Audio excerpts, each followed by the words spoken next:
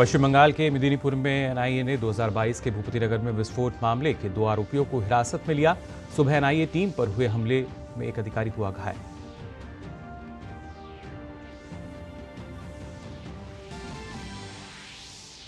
दिल्ली में नवजात शिशुओं की तस्करी का भंडाफोड़। केशवपुरम से सीबीआई ने मुक्त कराए 3 बच्चे, 2 महिलाओं समेत 5 लोग हिरासत में।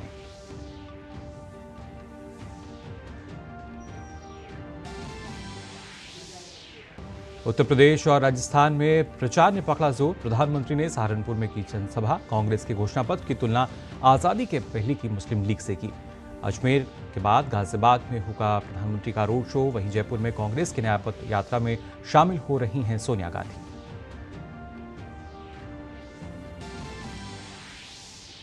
आप नेता मनीष सिसोदिया की न्यायिक हिरासत 18 अप्रैल तक बढ़ी। लाहौल रेवन्यू कोर्ट ने सिसोदिया समेत अन्य आरोपियों की बढ़ाई हिरासत।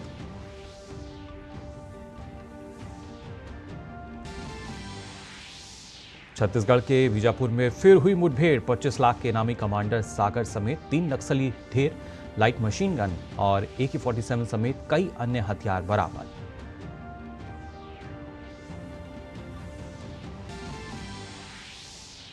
और भारत की अनुपमा उपाध्याय ने Kazakhstan international challenger badminton tournament का खिताब किया अपने नाम।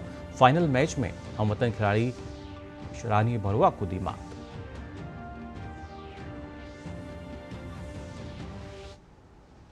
नमस्कार, आप देख रहे हैं डीडी न्यूज। मैं हूं मुकुल शर्मा। आइए बुलेटिन की शुरुआत करते हैं खबरों की। अगर सबसे पहले बात की जाए पश्चिम बंगाल की, जहां पूर्वी मेदिनीपुर के भूपति नगर में राष्ट्रीय जांच एजेंसी ने दिसंबर 2022 के धमाके की जांच के सिलसिले में 2 लोगों को गिरफ्तार किया है।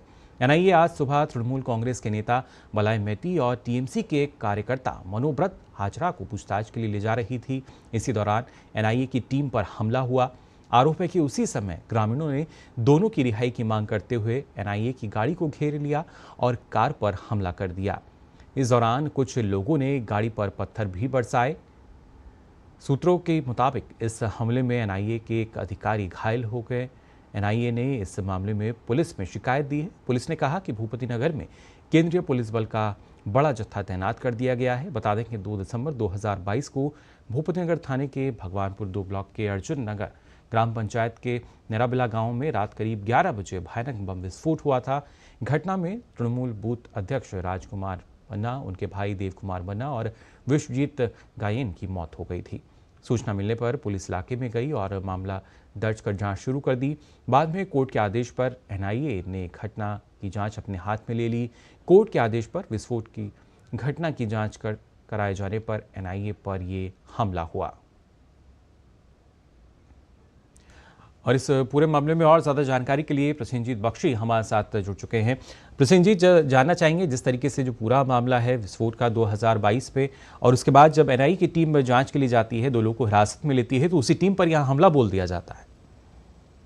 जी मुकुल, पहले तो ये बता दें कि ये दोनों आरोपियों को गिरफ्तार करके कोलकाता लाया गया है और हो सकता है कि आज ही किसी समय पे इन लोगों को एनआईए स्पेशल कोर्ट में पेश किया जाए। उसके बाद पहले जो फॉर्मेलिटीज है, चाहे मतलब डॉक्टर दिखाना, उसका स्वास्थ्य का जांच कराना, ये सब जो मेडिकल जांच वो एनआईए की तरफ से ये जो किया जाएगा। लेकिन कहानी यह है कि आप 5 जनवरी संदेशखाली से लेकर 6 अप्रैल भूपति नगर तक अगर ये जो जर्नी के बारे में सोचे तो मतलब जिस तरह से केंद्रीय जांच एजेंसियों के खिलाफ लोगों को भड़काना और जांच एजेंसियों, सेंट्रल एजेंसी, पुलिस साथ में रहते हुए भी जिस तरह से गांव वालों को इस सेंट्रल एजेंसियों के खिलाफ इस तरह से भड़काया जा रहा है, वो काफी चिंताजनक है। यहाँ पे भी ये जो जिनकी घर है वो घर भी तृणमूल कांग्रेस, जैसे आपने बताया कि उनका बूथ सभापति, उनका भाई का मौत हो चुका है। ये जो लोग है, जो आरोपी है जिनको पकड़ा गया है, ये भी तृणमूल कांग्रेस की नेता है।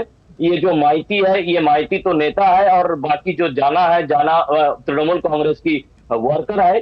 तो सारे के सारे आरोप तृणमूल कांग्रेस के खिलाफ है और ये भी माना जाता है मुकुल कि ये जो गांव वालों को भड़काया गया था एनआईए के खिलाफ, ये भी तृणमूल कांग्रेस का ही कारतूस है। लेकिन जो भी हो, तृणमूल एनआईए की तरफ से भूपति नगर थाने में शिकायत दर्ज किया गया, जिसको एफआईआर में तब्दील किया गया, ऐसे बताया जा रहा है। और बाकी कार्रवाई वहां पे इलेक्शन कमीशन की निर्देश के अनुसार और उनकी कहने के अनुसार पुलिस की तरफ से किया जाएगा। लेकिन एनआईए कोलकाता वापस आ गया है और उनका एक अफसर जिनका चोट लगे है, उनकी जो मेडिकल कार्रवाई है वो किया जा रहा है। मुकुल जी बिल्कुल प्रसन्नजीत, और इससे पहले भी जब हमने देखा था संदेश खाली मामले में ईडी की टीम पर हमला होता है, एनआईए की टीम अब दूसरे मामले में जाती है जांच करने, तो उस पर भी तो कहीं ना कहीं जो स्थानीय लोग हैं, जो ग्रामीण लोग हैं, उनको भड़काने का सिलसिला लगातार जारी है और एक शायद एक एजेंडे के तहत एक ही रास्ता जो है उनको दिखाया जा रहा है कुछ। हाँ जी, देखिए इन लोगों के लिए अगर इस तरह की भाषण किसी नेता की तरफ से दिया जाता है कि आप डट के सेंट्रल एजेंसी का सामना करें, अब डरिए मत, डट के सामना करें।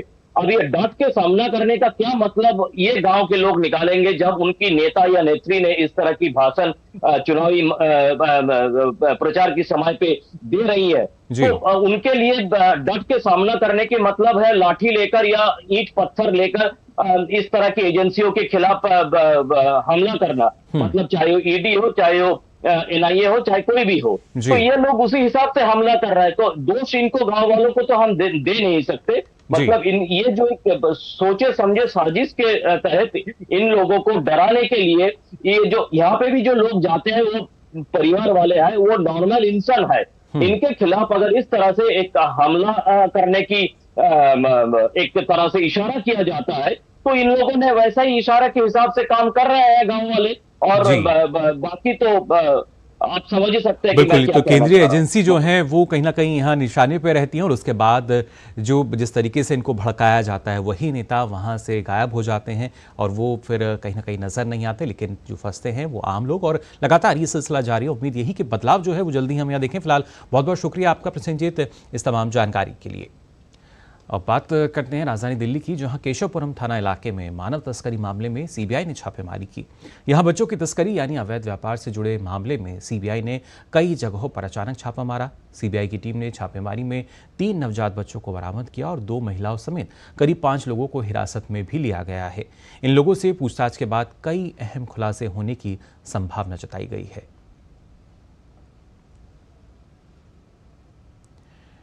तो दिल्ली के केशवपुरम इलाके का ये पूरा मामला है, जहां पुलिस ने हालांकि अब 2 महिलाओं समेत 5 लोगों को गिरफ्तार किया और इसमें देखिए 3 नवजात जो बच्चे हैं वो भी शामिल हैं। और पूरी तरीके से अगर देखा जाए तो मानव तस्करी का मामला ये बताया जा रहा है। लेकिन फिलहाल जो 5 लोग हैं उनको हिरासत में लिया गया है और जांच शुरू कर दी गई है। और आइए बुलेटिन में बात करते हैं 24 की चुनौती की।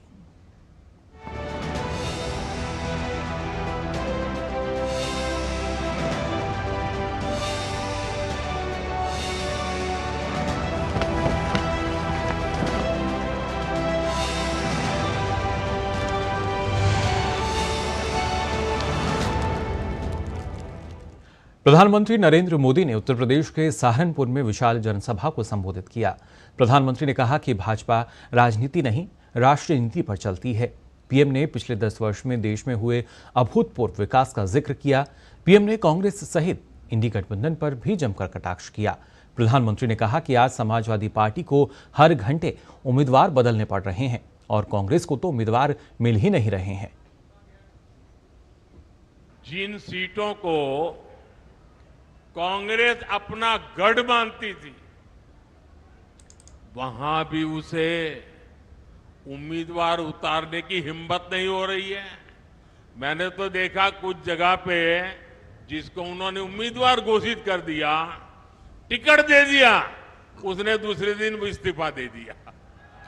यहां उत्तर प्रदेश में 2 लड़कों की जो फिल्म पिछली बार फ्लॉप हो चुकी है, उस 2 लड़कों की फिल्म को इन लोगों ने फिर से रिलीज किया है। मुझे समझ नहीं आता, अरे काठ की हांडी को ये इंडी गठबंधन वाले कितनी बार चढ़ाएंगे। वहीं प्रधानमंत्री ने कांग्रेस के चुनावी घोषणा पत्र को देश की आशा आकांक्षाओं से कोसों दूर बताया। पीएम ने कहा कि कांग्रेस के घोषणा पत्र में मुस्लिम लीग वाली सोच हावी है। कांग्रेस के घोषणा पत्र में वही सोच झलकती है जो सोच आजादी के आंदोलन के समय मुस्लिम लीग में थी। कांग्रेस के घोषणा पत्र में पूरी तरह मुस्लिम लीग की छाप है और इस मुस्लिम लीग वाले घोषणा पत्र में जो कुछ हिस्सा बचा खुचा रह गया उसमें वामपंथी पूरी तरह हावी हो चुके हैं। कुल मिलाकर कांग्रेस इसमें दूर दूर तक नहीं दिखाई देती है। ऐसी कांग्रेस 21वीं सदी में भारत को आगे नहीं बढ़ा सकती। प्रधानमंत्री मोदी उत्तर प्रदेश के सहारनपुर के बाद राजस्थान के अजमेर में एक रैली को भी संबोधित करेंगे। भाजपा ने यहां से भागीरथ चौधरी को अपना उम्मीदवार बनाया है। पीएम की आज की रैली अजमेर संभाग की चारों लोकसभा सीट अजमेर, भीलवाड़ा, टोंक और नागौर को कवर करेगी। अजमेर के बाद प्रधानमंत्री शाम को फिर से उत्तर प्रदेश में होंगे। यहां गाजियाबाद में उनका एक रोड शो होगा। गाजियाबाद में बीजेपी उम्मीदवार अतुल गर्ग और कांग्रेस प्रत्याशी डॉली शर्मा के बीच मुकाबला है।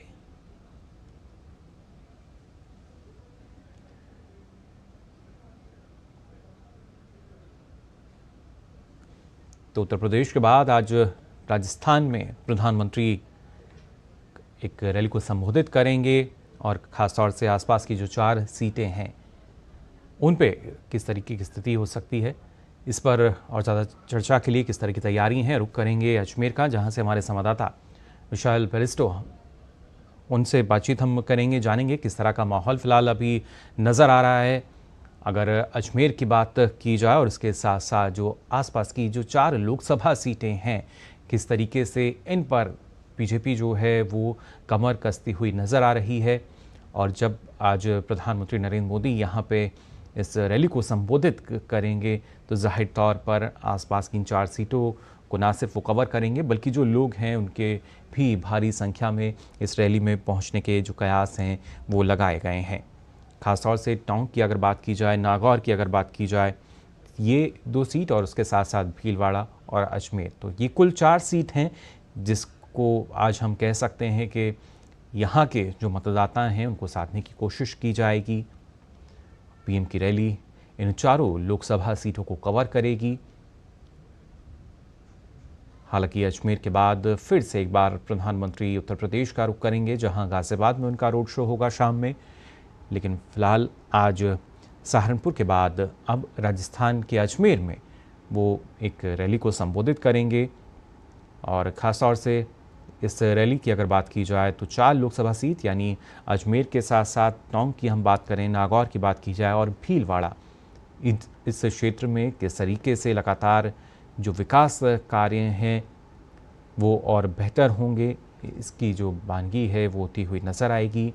और आइए सीधा रुक कर लेते हैं, हमारे संवाददाता विशाल पेरिस्टो हमारे साथ जुड़ चुके हैं अजमेर से। विशाल, जानना चाहेंगे किस तरीके से जो वहाँ माहौल नज़र आ रहा है, क्योंकि कुछ ही देर बाद जब प्रधानमंत्री यहाँ पहुँचेंगे, रैली को संबोधित करेंगे और ख़ासतौर से 4 सीटें हैं ये आसपास की जहाँ पे जिनको कवर करने की बात कही जा रही है। देखिए मुकुल, दोपहर बाद प्रधानमंत्री नरेंद्र मोदी का पुष्कर आने का कार्यक्रम है। पुष्कर जो कि अजमेर पड़ता है, पुष्कर पूरी दुनिया में मशहूर है, तीर्थ नगरी के नाम से। पुष्कर में ब्रह्मा जी का मंदिर है जिन्हें जगत पिता कहा जाता है और हिंदुओं का ये तीर्थ स्थल है। और प्रधानमंत्री यहाँ पर दोपहर बाद आएंगे और जो 4 सीट है अजमेर के अलावा उसमें से नागौर भी शामिल है और ये दोनों जाट डोमिनेटेड सीट्स हैं। दोनों ही पार्टीज़ ने यहाँ पर कैंडिडेट्स खड़े किए हैं और जो मुख्य मुकाबला है कांग्रेस और बीजेपी के बीच में है। अगर नागौर की बात करें तो नागौर से ज्योति मिर्धा जो पहले कांग्रेस की सांसद थी, अब वो कांग्रेस का हाथ छोड़कर उन्होंने कमल थामा है।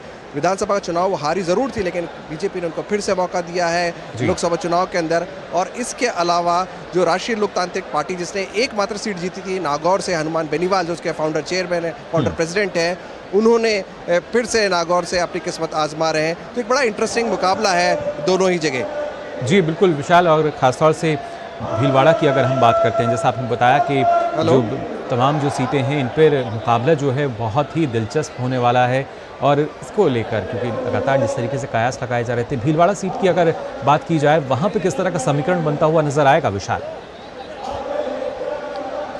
देखिए मुकुल, अगर हम राजस्थान की बात करते हैं तो राजस्थान में पिछले चुनाव पे एक बार नजर डालते हैं नतीजों पे, तो 24 सीटें बीजेपी के खाते में गई थी और सिर्फ एक सीट जो नागौर की, जो मैंने आपको बताया, राष्ट्रीय लोकतांत्रिक पार्टी के खाते में गई थी। और इस बार बीजेपी ये कोशिश में है कि 25 की 25 सीटें उसके खाते में आए। एक अंडरस्टैंडिंग है कांग्रेस और आरएलपी के बीच में, उन्होंने नागौर की सीट छोड़ी है, लेकिन बीजेपी सभी 25 सीटों पर चुनाव लड़ रही है और बीजेपी का टारगेट है 25 सीटों पर चुनाव जीतना। विधानसभा चुनाव जीतने के बाद बीजेपी काफी अग्रेसिव मूड में कैंपेनिंग कर रही है। ये प्रधानमंत्री का तीसरा चुनावी दौरा होगा। राजस्थान के अंदर कल वो चूरू में थे, आज वो पुष्कर में है जो कि अजमेर में आता है।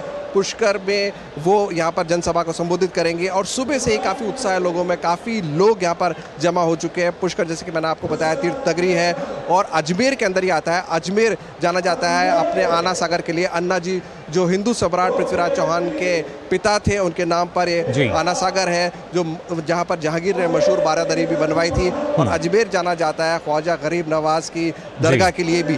तो ये एक इम्पॉर्टेंट पिलग्रिम प्लेस है हिंदुओं और मुस्लिम दोनों के लिए। और यहाँ से प्रधानमंत्री शंखनाद करेंगे और यहाँ से बीजेपी के लिए जीत के लिए वो बात करेंगे। और मैं ये भी बता दूं 2019 में भी बीजेपी यहाँ से जीती थी और पिछले कई चुनाव बीजेपी यहाँ से जीत चुकी है। अजमेर की अगर हम सीट की बात करें और 8-9 के अंदर सचिन पायलट ने जरूर कांग्रेस के लिए ये सीट जीती थी। उसी राह पर बीजेपी यहाँ आगे बढ़ती हुई नजर आएगी जब दोपहर बाद प्रधानमंत्री इस रैली को संबोधित करेंगे। बहुत बहुत शुक्रिया विशाल आपका हमारे साथ जुड़ने के लिए। और बुलेटिन में फिलहाल हम यहाँ रुक रहे हैं छोटे से ब्रेक के लिए। आप देखते रहिए DD न्यूज। दीदी नौकरी लग गई। अरे वाह, बधाई हो। तो अब तो ढेर सारी शॉपिंग। हाँ दी, नया मोबाइल। अरे रुको शहजादे, सैलरी से पहले खर्चे। इंस्टेंट लोन भी तो मिलता है। पहले बजट बनाना सीखो, फिर खर्च करो। पर दी देखो, कमाई का एक हिस्सा हमेशा बचाना चाहिए, लेकिन पार्टी देने से नहीं बचोगे तुम। हाँ दी, पार्टी मेरी, बजट तुम्हारा। अच्छा। RBI कहता है सही वित्तीय बर्ताव करे आपका बचाव। ब्रेक के बाद आप सभी का एक बार फिर स्वागत DD न्यूज पर। हम लगातार बात कर रहे हैं 24 की चुनौती को लेकर। एक तरफ प्रधानमंत्री मोदी राजस्थान के अजमेर में होंगे तो दूसरी तरफ कांग्रेस पार्टी की नेता सोनिया गांधी, प्रियंका गांधी जयपुर में हैं। आज से पार्टी का प्रचार अभियान शुरू हो रहा है। जयपुर की रैली में उनके साथ कांग्रेस अध्यक्ष मल्लिकार्जुन खड़गे भी मौजूद हैं। इस सभा में कांग्रेस के चुनावी घोषणा पत्र न्याय पत्र को जनता के बीच लॉन्च किया जा रहा है।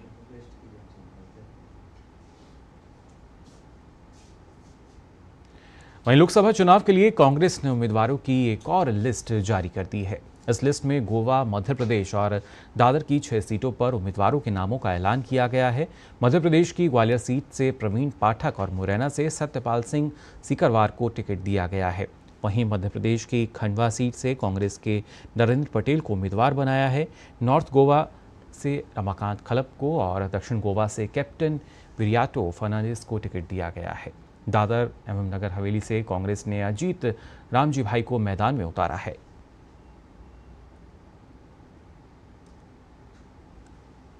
भारतीय कम्युनिस्ट पार्टी आज 2024 लोकसभा चुनाव के लिए अपना घोषणा पत्र जारी करेगी। CPI महासचिव D राजा और अन्य वरिष्ठ नेताओं की मौजूदगी में आज नई दिल्ली स्थित पार्टी कार्यालय में चुनाव घोषणा पत्र जारी किया जाएगा।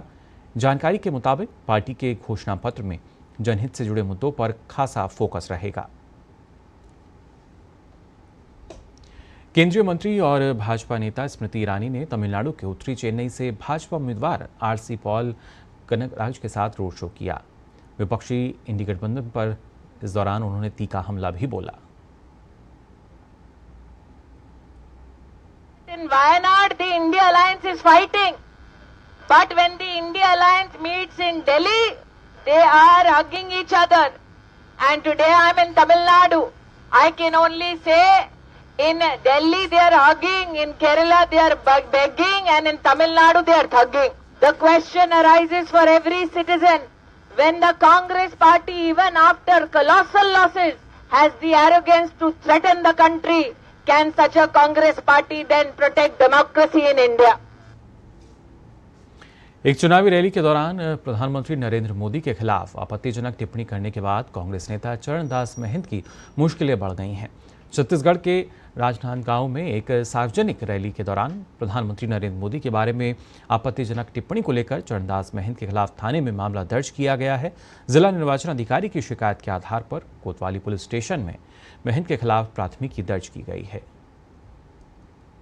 निर्वाचन आयोग से यहाँ जो रैली हुई थी उसमें माननीय चरणदास महंत जी के ऊपर में आरोप लगा था, जिसकी जांच यहाँ पे आरोप के द्वारा की गई है और उनके द्वारा हमें जांच प्रतिवेदन दिया गया, जिसके आधार पर हमारे द्वारा IPC 506 के तहत हमें अपराध पंजीबद्ध किया हुआ है।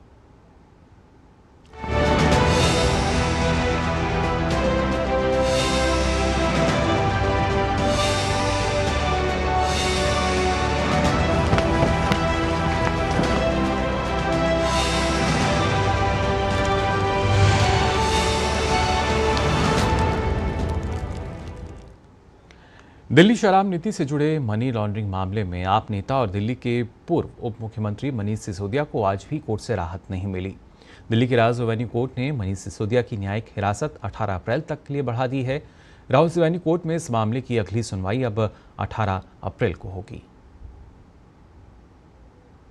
भारतीय तटरक्षक बल ने समुद्र में अचानक बीमार हुए एक श्रीलंकाई मछुआरे की जान बचाने में सफलता पाई। इंजन फेल होने के बाद श्रीलंकाई मछुआरे की नाव भारतीय समुद्री सीमा के भीतर आ गई थी। तभी अचानक उन्हें सांस लेने में तकलीफ होने लगी। जानकारी मिलने पर भारतीय तटरक्षक बल ने तुरंत अपना जहाज ICGS रानी अवकनाव की ओर भेजा और कुछ ही घंटों में ICG हेलीकॉप्टर ने मरीज को सफलतापूर्वक एयरलिफ्ट किया। उन्हें चेन्नई में तटरक्षक हवाई स्टेशन लाया गया। अयोध्या में रामनवमी उत्सव की तैयारियों पर राम मंदिर निर्माण समिति के अध्यक्ष नृपेंद्र मिश्रा ने कहा कि मंदिर ट्रस्ट ने रामनवमी मनाने को लेकर चर्चा की है और श्रद्धालुओं से अपील की जा रही है कि वे रामनवमी पर अपने अपने स्थानों पर ही पूजा करें और उसके बाद अयोध्या आएं। अगर शहर में अप्रत्याशित संख्या में श्रद्धालु आते हैं तो इससे कानून व्यवस्था पर दबाव पड़ेगा। पुलिस और प्रशासन का उद्देश्य शांतिपूर्ण रामनवमी समारोह सुनिश्चित करना है। रामनवमी के बारे में भी कल ट्रस्ट ने काफ़ी चर्चा की। संभवतः हमारे जनरल सेक्रेटरी साहब ने बताया होगा और यह अपील की जा रही है सभी से कि यथासंभव रामनवमी में अपने स्थानों पर भी पूजा अर्चना की व्यवस्था रखें और समय पाकर के आगे दर्शन के लिए अयोध्या धाम पधारें, क्योंकि एक अप्रत्याशित अगर यहाँ पर आ जाएंगे दर्शक श्रद्धालु तो ये स्वाभाविक है कि व्यवस्था जो कानून व्यवस्था है उस पर एक बहुत बड़ी चुनौती, बहुत बड़ा भार आएगा। केंद्रीय आयुर्वेद विज्ञान अनुसंधान परिषद में 2 दिन की कार्यशाला का आयोजन किया गया। कार्यशाला में केंद्रीय आयुर्वेद विज्ञान अनुसंधान परिषद अगले 1 साल में क्या क्या करेगा, इस पर योजना बनाई गई। CCRAS कुपोषण, सिकल सेल एनीमिया और कुपोषण के उन्मूलन पर काम कर रहा है। केंद्रीय आयुर्वेद विज्ञान अनुसंधान परिषद ने ICMR, एम्स और देश के कई विश्वविद्यालयों के साथ रिसर्च के लिए करार किया है। केंद्रीय आयुर्वेद विज्ञान अनुसंधान परिषद के देश भर में 30 संस्थान हैं।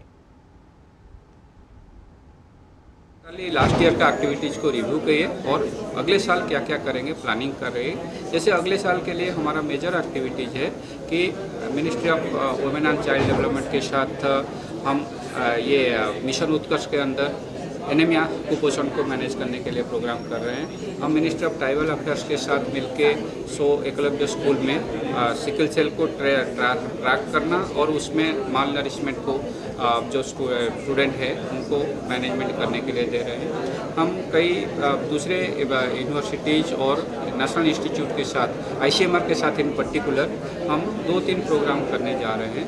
ICMR के साथ हम एक MOU किए हैं मिनिस्ट्री ऑफ आयुष के थ्रू, जो CCRAS इम्प्लीमेंटिंग एजेंसी है। हम उसमें ICMR Ayush advance research centre AIIMS में 5 एम्स को आइडेंटिफाई किया गया है, वहाँ एडवांस रिसर्च सेंटर के बारे में बात कर रहे हैं अभी। और आइए अब खेल की खबरों पर नजर डालते हैं। भारत की अनुपमा उपाध्याय ने Kazakhstan international challenger badminton tournament के फाइनल का खिताब अपने नाम किया है। फाइनल मैच में अनुपमा ने हमवतन खिलाड़ी ईशा रानी बरुआ को मात दी। फाइनल मुकाबले को अनुपमा ने 21-15, 21-16 से अपने नाम किया। ये मुकाबला उन्होंने महज 41 मिनट के भीतर अपने नाम कर लिया। इससे पहले अनुपमा ने साल 2021 में इंडिया इंटरनेशनल चैलेंज, तो 2023 में तजाकिस्तान इंटरनेशनल सीरीज, इसके साथ ही 2022 में पोलिश ओपन का खिताब अपने नाम किया था।